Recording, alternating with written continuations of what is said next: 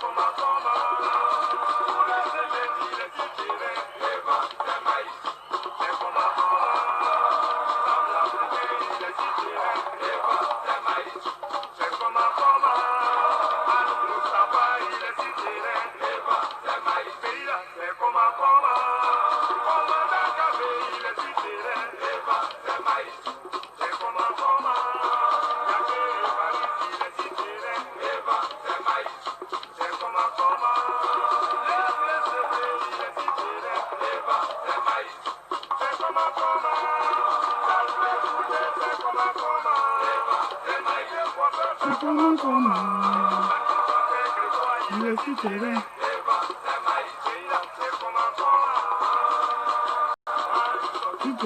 Devant, c'est maïs, sont tout faits. Pays est toujours devant. Ils ont tout fait.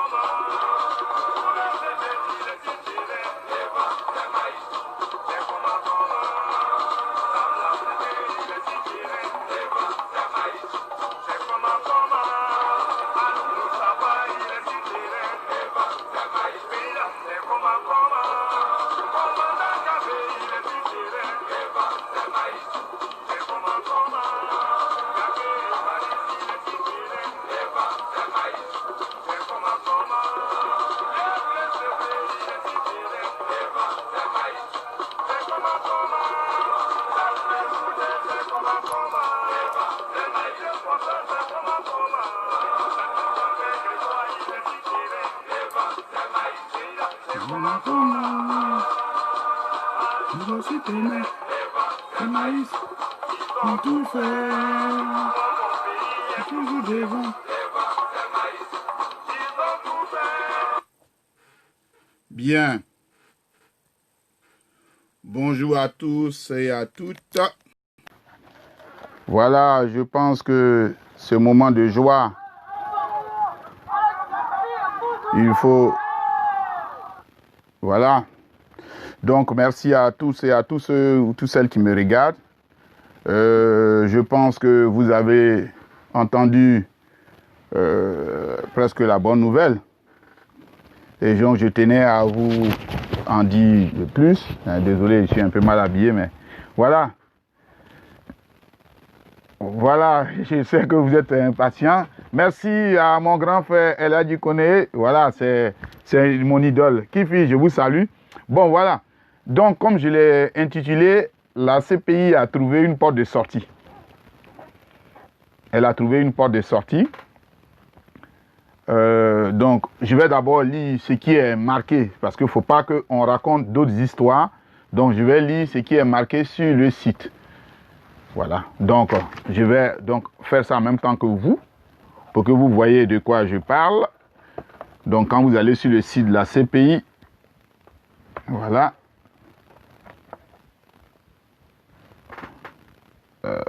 Pourquoi l'image ne veut pas tourner? Voilà, donc voilà ce qui est marqué. Voilà l'image que vous avez sur le site aujourd'hui. Bien. Donc, je vais lire en même temps que vous. Donc, vous voyez marqué aujourd'hui, 28 mai, la Chambre d'appel de la Cour internationale CPI a décidé de rejeter la requête de la défense de M. Gbagbo demandant à la Chambre de réexaminer son arrêt, lui accordant ainsi qu'à M. Blé Gudé une mise en liberté conditionnelle. La Chambre d'appel a toutefois décidé de revoir les conditions de mise en liberté. Cette décision ne concerne pas l'appel contre l'acquittement de M. Gbagbo et de M. Blé Gudé. La Chambre d'appel a noté toutefois que la défense de M. Gbagbo n'avait pas démontré l'erreur manifeste de raisonnement, ni que les circonstances particulières justifiant le réexamen de l'arrêt. La Chambre d'appel a toutefois décidé de réexaminer la nécessité de maintenir les conditions imposées à la mise en liberté des deux personnes acquittées et a décidé de révoquer les conditions suivantes. Donc, je vais monter un peu plus pour que vous voyez. Donc, nous sommes ici. 1. Vous voyez, tout le monde voit là. Voilà. 1. Ne pas se déplacer en dehors des limites de la municipalité dans laquelle il résidait dans l'état d'accueil à moins d'y avoir été expressément autorisé au préalable par la Cour. 2. Remettre au greffe toutes les pièces d'identifié dont ils disposaient, en particulier leur passeport. 3. Se présenter chaque semaine auprès des autorités de l'état d'accueil ou auprès du greffe. 4. Se conformer à toute autre condition raisonnable imposée par l'état dans lequel ils seront libérés. Les autres conditions restent en vigueur. La Chambre d'appel a toutefois ajouté que M. Gbagbo et M. Blé Goudé se conforment à toutes les ordonnances de la Cour. Bon, donc voilà, vous avez lu en même temps que moi. Moi, je vais vous expliquer tel que je l'ai compris et tel que beaucoup de personnes l'ont compris. Ont compris, c'est... Voilà. Donc, ce qu'il faut noter, c'est que ici, la Cour a jugé qu'il n'y avait aucune raison de remettre en cause l'acquittement. Donc l'acquittement, ils sont acquittés. Ça, il faut que vous le notiez. Donc, la question de l'acquittement, ils sont acquittés. Puisqu'il y a une possibilité de faire appel. Mais, donc, l'appel est en vigueur. Et les avocats avaient demandé à ce qu'on puisse casser l'appel. Ils ont dit non, que l'appel, il peut se faire. Cependant, il n'y a pas de raison de les maintenir dans les conditions dans lesquelles ils étaient. Lesquelles?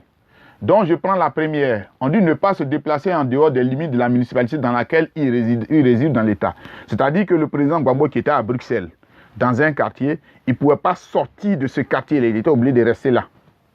Le ministre Charles Blé Goudé, qui était à La Haye, dans la circonscription dans laquelle, c'est-à-dire dans le quartier dans lequel il était, il ne peut pas sortir. Donc quand vous allez voir le ministre, c'était dans le quartier. Ça, cette mesure est levée. Donc, ils peuvent aller en dehors de ce cadre.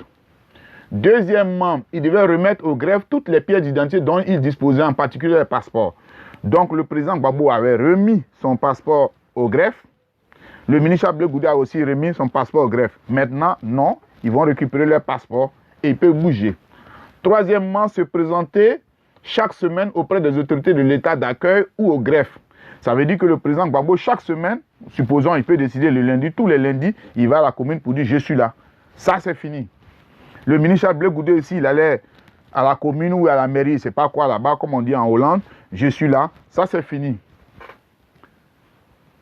Et puis, ils n'ont plus le droit de se conformer à toute autre condition raisonnable imposée par l'État. Vous savez que le président Gbagbo n'avait pas le droit de parler. Je vous l'ai déjà expliqué dans une de mes directs. Donc, tout ça est levé. Donc, si on veut reprendre, c'est pour ça que j'ai intitulé « C'est une sortie raisonnable de la CPI ». C'est-à-dire que la CPI dit aujourd'hui que le président Gbagbo peut véritablement être libre. Vous voyez, il est libre, il va permettre... Un instant. Mon mari, c'est Jean Amoussou, Bénin. Ah. Donc, bonjour, ouais, ça va, bonjour. Oui, je peux l'appeler, je suis une direct. Voilà. Donc. Bon, Jean, il va te rappeler parce qu'il est tellement. Donc, c'est pour dire que effectivement. C'est pas pour l'Afrique. Le président Gbagbo, il est libre. Il peut sortir de Bruxelles. Il peut aller où il veut. Il n'a pas besoin d'avoir des restrictions. Il peut demain ou ce soir, s'il veut, appeler la presse, parler de sa vie politique, de ses ambitions. Le ministre Blé Goudé le faisait avant. Maintenant,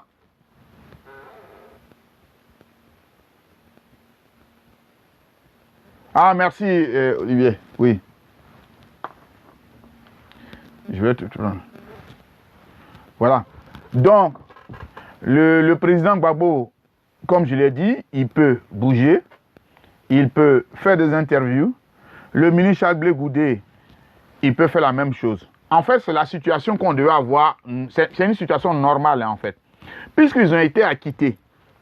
Voilà ce qu'il faut comprendre. C'est pour ça que je parle d'une sortie ménagée par la CPI. Ils ont été acquittés. C'était ça même le sens de mon direct du dimanche, mais je pense que peut-être que je garderai peur. Ils ont été acquittés. Logiquement, toute personne acquittée est libre. Ça, c'est par principe. Mais on ne sait pas quels étaient les micmacs là-bas. On les a non seulement Mais ce qui est grave, on a suspendu leur libération puisque le 15, pour ceux qui savent, le 15 janvier 2019, le président Laurent Gbagbo et le ministre Blaise Goudon ont été acquittés. Le lendemain 16, non seulement ils ont été acquittés, mais la libération a été demandée de manière immédiate. Le procureur de la CPI, Mme Fatou Bensouda, parce que le 15, elle a demandé à ce qu'il y ait une suspension. La Cour de première instance a dit, écoute, vous avez la possibilité, donc demain on se retrouve, on va analyser les arguments. Moi j'y étais, et comment on appelle, le 16, ils ont regardé quels sont les arguments, parce que quand vous regardez dans le statut de Rome, évidemment, c'est la Cour de première instance qui avait ce rôle-là de accepter ou bien de suspendre. Malheureusement, ce n'est pas ce qui s'est passé, puisque la Cour de première instance a regardé les mesures, elle a dit, il n'y a rien de nouveau, donc les personnes qui ont été acquittées, ces personnes vont être libérées. Et donc, c'est ce qui s'est réellement passé. Je suppose que vous m'entendez, hein. Il me semble que... Voilà. Désolé. Donc, ces personnes doivent être libérées. Qu'est-ce qui s'est passé? La Cour d'appel qui est venue par la suite, elle a suspendu la décision de libération et puis créé des conditions, ce qu'on appelle une forme de jurisprudence, quelque chose de nouveau qu'on n'a jamais vu. Donc, entre le 16 et le 31 janvier, 31 janvier, on les a retournés en prison. Moi, pour la preuve, le 26 janvier, moi, je suis allé rendre visite au ministre Blaise Goudé, j'ai déjeuné avec lui, j'ai mangé avec lui et j'ai causé avec le président Laurent Gbagbo. Donc, je l'ai dit ça ici. Donc, moi, je les ai vus. Donc, le 26 janvier encore, je les ai vus. Ce qui n'est pas normal. Et puis après, il y a eu des micmacs. On a accepté de les libérer, mais avec des conditions.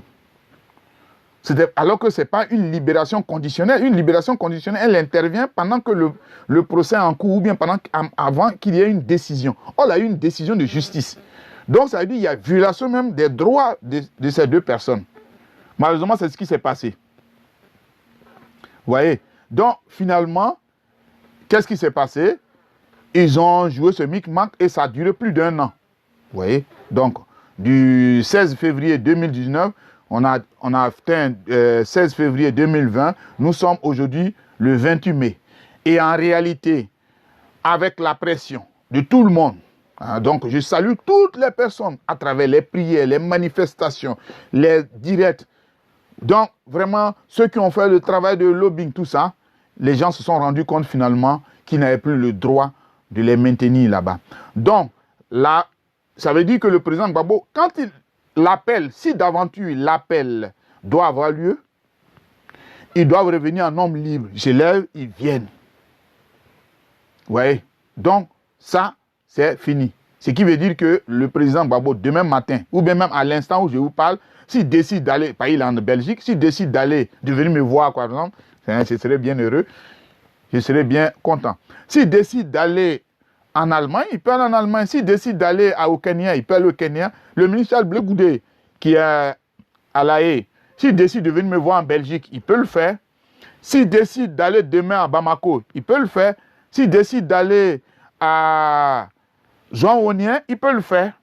Donc, toutes ces mesures n'existent plus. Donc, voilà ce que nous dit la CPI. Je n'ai pas voulu prendre des engagements comme ça. J'ai voulu qu'ensemble on lise, puisque c'est sur le site de la CPI, je vous l'ai montré tout à l'heure. Donc, c'est sur le site de la CPI. Voilà. Je préfère parler, que vous voyez, vous avez donc le logo, vous allez sur le site de la CPI, et c'est ce qui est écrit. Il y a une partie en anglais, et j'ai eu le temps de vérifier, parce que bon, véritablement, comme moi je suis très nul en anglais, donc j'ai un de mes tontons, le procès Sahiri, qui vit en Angleterre, je lui ai dit de voir la version pour voir si les deux versions sont concordantes. Donc on a discuté, c'est à la suite de ça, je vous donne cette information qui est là, qui est sortie il y a quelques heures. Voilà donc ce que je tenais à vous dire, pour vous dire que tous ceux qui se sont battus, parce que nous sommes partis de moins l'infini.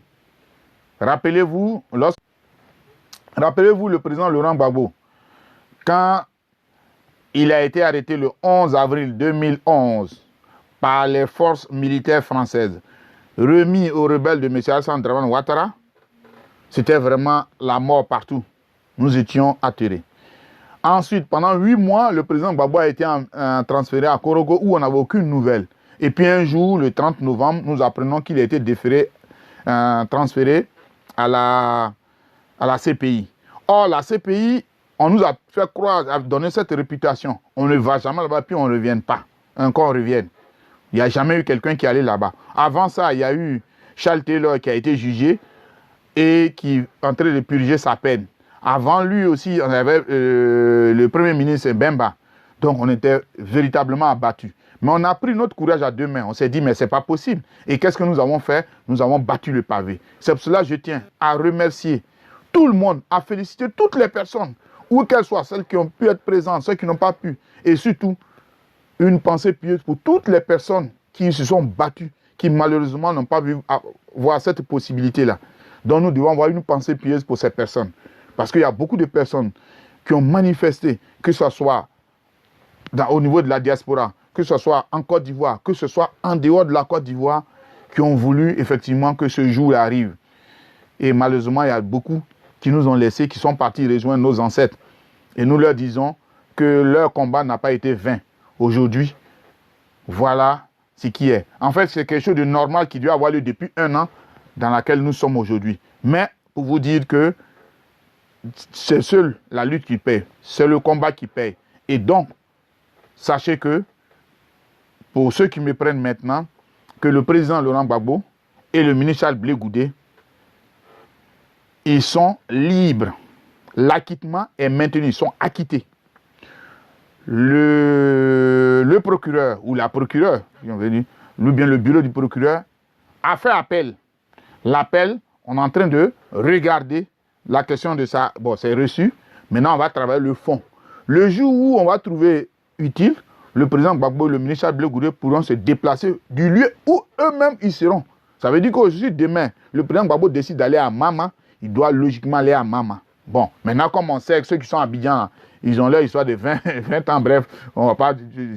Mais pour l'heure, logiquement, si le président décide d'aller demain à Mama, il peut aller à Mama. Si le ministre Blé Goudé décide d'aller à Ouagadougou, il peut aller là-bas, ainsi de suite. Voilà l'information que je tenais à vous donner.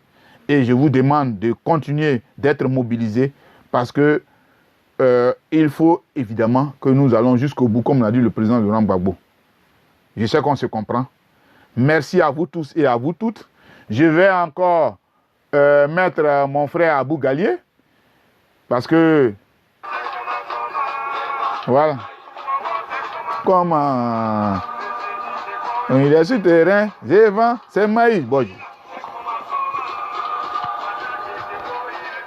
Voilà le président Gbagbo. Comment, et là. Il est sur terrain, devant, c'est maïs. Et devant, c'est maïs. Devant, c'est maïs.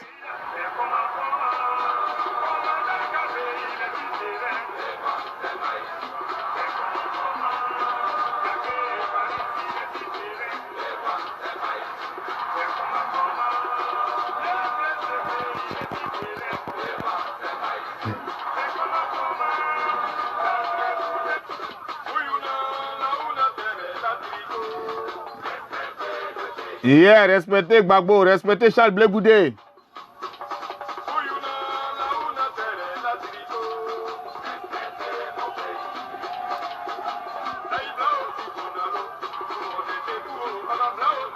Ah, Ibena.